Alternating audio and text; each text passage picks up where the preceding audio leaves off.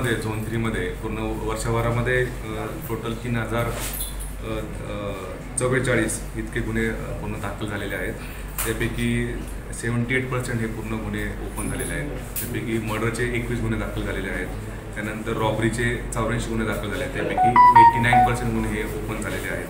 त्यानंतर जे HBT आणि थेफ्टचे जे गुन्हे असतील त्याच्यामध्ये थेफ्टचे 646, त्यानंतर HBTचे घरफोडीचे गुन्हे 193 दाखल झालेले आहेत पूर्णपणे. त्यापैकी 40% हे पूर्ण डिटेक्शन झालेलं आहे. त्यानंतर टोटल थेफ्टमध्ये 646 पैकी 260, तर 40% गुन्ह्यांचं त्यामध्ये डिटेक्शन झालेलं आहे. त्यानंतर त्याच्यामध्ये पूर्ण झोनमध्ये रेपचे 123 गुन्हे पूर्ण वर्षभर दाखल झाले आणि ते सर्व उघडकीस आलेले आहेत. त्यानंतर मॉलेस्टेशन विनयभंगाचे 235 गुन्हे दाखल झालेले आहेत. त्यापैकी 226 गुन्हे 96% गुन्हे ओपन झालेले आहेत. त्यानंतर किडनॅपिंगचे जे टोटल झोनमध्ये गुन्हे दाखल झाले ते 234 आहेत. त्यापैकी 220 गुन्हे म्हणजे 95% गुन्हे हे ओपन झालेले आहेत. अशा प्रकारे पूर्ण झोन 3मध्ये 3044 गुन्हे पूर्ण वर्षभरामध्ये 2024मध्ये दाखल झालेले आहेत. त्यापैकी 78% गुन्हे हे उघडकीस आलेले आहेत. सर, कल्याण डोंबिवलीमध्ये काही बारवर कारवाई केली कारवाई का केली गेली आहे आणि काय जे काही शासनाने नियम अटी दिलेले आहेत त्या नियम अटीचं उल्लंघन ज्या ठिकाणी होत आहे अशा स्थानावरती पूर्णपणे वर्षभरामध्ये कारवाई केलेली आहे.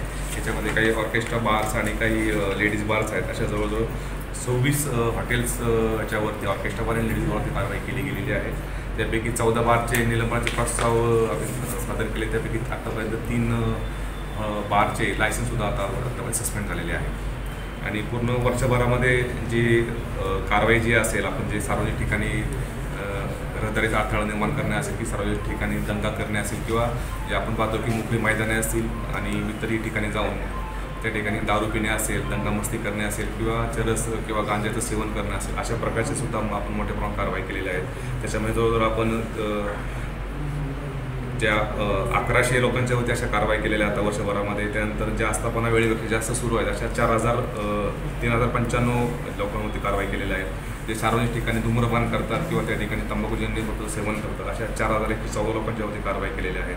त्याचबरोबर जे काही सार्वजनिक ठिकाणी येऊन रस्त्याला वाहतुकीत अडथळा निर्माण करतात अशा 3000 लोकांच्यावरती कारवाई केल्या आहेत. जवळजवळ या सर्वांची जर आपण हे केलं की जवळजवळ 15,000पेक्षाही जास्त लोकांच्यावरती या पूर्ण वर्षभरामध्ये वेगवेगळ्या ठिकाणी सार्वजनिक ठिकाणी उपद्रव करतात म्हणून याच्यावरती कारवाई केलेली आहे. आणि ही अशीच कारवाई यावर्षीसुद्धा कंटिन्यू राहणार आहे, जेणेकरून सार्वजनिक ठिकाणी कोणीही त्या ठिकाणी जात असेल किंवा ज्या ठिकाणी विशेषतः महिलांची सुरक्षितता आपल्याकरता महत्त्वाची आहे त्याच्याकरता ह्या कारवाई मोठ्या प्रमाणात सुरू आहेत. त्याचप्रमाणे NDPAच्या ज्या आपण ज्यामध्ये आपण जवळ या वर्षभरामध्ये 36 कारवाई आपण केलेल्या आहेत.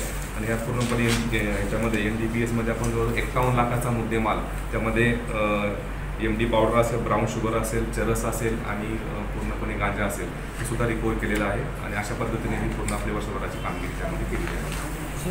महिलांच्या विषयीचे जे काही गुन्हे दाखल होते, विशेषतः पॉस्को ॲक्ट म्हणजे ज्या अल्पवयीन मुलींच्या बाबतीत जे गुन्हे दाखल होतात त्या अनुषंगाने त्याचं क्लोजली मॉनिटरिंग करण्याकरता पोलीस स्टेशन न्याय आपण त्या ठिकाणी सेल सुरू करणार आहोत, जेणेकरून जे पॉस्कोचे विशेषतः पॉस्कोचे गुन्हे आणि पॉस्कोमध्ये जे आरोपी असतील त्याच्यावरती क्लोज वॉच राहावा आणि त्यांच्याकडून त्याच्यावरती प्रभावीपणे प्रिव्हेंटिव्ह ॲक्शन करण्यात यावी.